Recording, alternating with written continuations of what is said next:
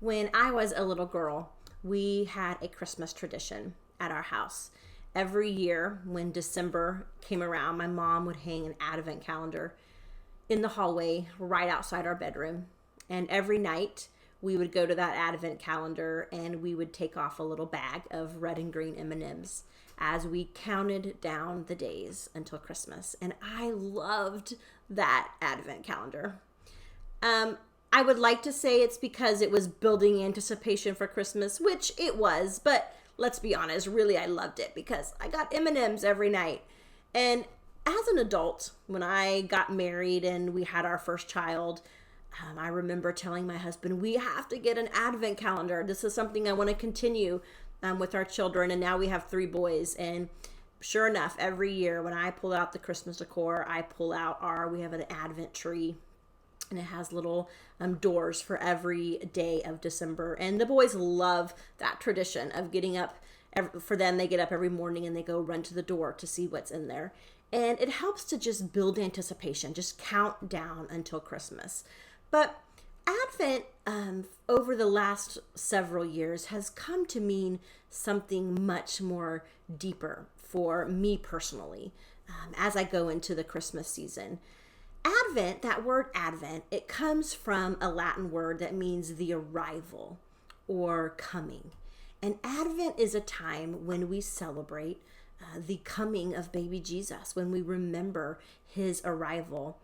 And Advent has become a time for me where it really helps, as I've been intentional about implementing Advent, it has really helped me to shift my focus during the holiday season and help me to stay focused on Jesus and why we celebrate. Because I love Christmas. I love everything about Christmas. Well, almost everything about Christmas. But I cannot wait to get the Christmas tree out and put up the lights and the decoration. And I love the gift giving. And I love the family time for the most part. And there's so many aspects of Christmas that I love. But I have to be honest, there are also some parts that I don't really love. And one of them is how easily, for me, I get just sucked in to the craziness and the expectations. Some of those are expectations from society or friends and family, but a lot of them, honestly, are just expectations I put on myself. Expectations for everything to be perfect, and expectations that I find the perfect gift for every person that I love, and that everything is just set up perfectly. And I get these ideas in my head of what I want Christmas to look like. And I used to find myself so often, by the time I would get to Christmas morning, I was so exhausted and so stressed out that I was like, man, I don't think I even enjoyed this season. And I'm pretty sure I lost the focus of what this was all about. And so Advent for me has become a very intentional way for me to prepare my heart, for this season, to prepare my heart for what it really is all about, and the hope and the peace and the joy and the love that Jesus represented, that Jesus brought, and that he longs for us to bring into the holiday season. And so that's why I hope you will join me for this Advent study. For 4 weeks, we're going to look at those 4 themes. We're going to do hope next week, and then we're going to do peace, and then we're going to do joy, and then we're going to do love. And every week, we're just going to focus on one of those themes.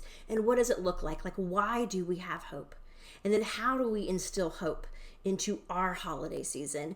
And Advent, if you look up the word Advent, you're not going to find it in the Bible. You're not going to find the people in the Bible celebrating the season of Advent. Advent was actually implemented by the early church somewhere around the 6th century. So it was after Jesus, but it was pretty early on. And Advent has been celebrated for a long time. And there are some pretty common rituals and traditions around Advent, but it also can vary. Advent traditions can vary by culture. It can vary by your church denomination. So there's not really one specific way to celebrate Advent that everybody does together. There's lots of different ways to celebrate it, but I'm going to look at during this study one of the probably the most common way that a lot of people celebrate Advent, and it's just using an Advent wreath. And I actually went to Hobby Lobby yesterday looking for some Christmas decor, and they on their Christmas ribbon and candle aisle, they actually have this little metal wreath that you can use for Advent. It's got 4 spots for candles, and right next to it they actually had Advent candle pack of 4 candles, and you'll notice that it's 3 purple candles and a pink candle, and I will be talking about that through this study so you understand what those are. But what you do, Advent typically starts on the 4th Sunday before Christmas. And so that's going to be November 29th, which is the Sunday right after Thanksgiving. That's the first Sunday of Advent. And Advent is traditionally celebrated. You add a candle to your wreath every Sunday. So that first Sunday, you've got 1 candle. That second Sunday, you'll have 2. By the time you get to that Sunday before Christmas, you'll have all 4 candles in. Each one represents a different theme. And then you can also have an optional 5th candle, which is the white candle representing Jesus. And you can put that in the middle of your wreath on Christmas Day. And that's how you celebrate Advent. Now, I know this is really plain. This at Hobby Lobby, this wreath and these candles cost me less than $6 because they were all half off. And so, but this is plain, but you could just take some garland or ribbon and wrap around it. You can do whatever you want, but please hear me on this. However you decide to celebrate Advent, I don't want you to look at this as one more thing on your to-do list.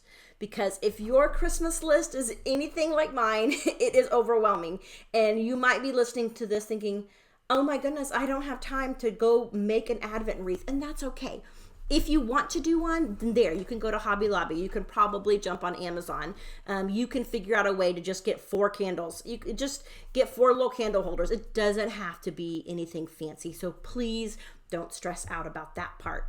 But the beauty of having something physical like this that you can do is it's an opportunity for you every Sunday to just stop, take some time, and to just focus, to shift your perspective on this season to Jesus and what it's all about.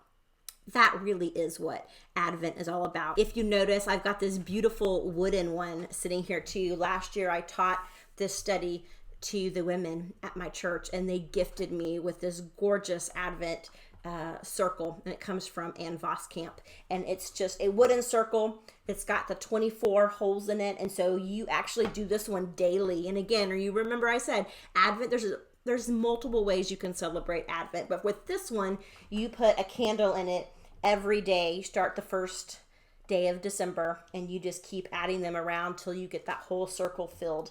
And it's got a beautiful wooden cutout of Mary on the donkey, and she just follows those candles around as you continue to light them. Now, I have 3 boys in my house, and boys love fire.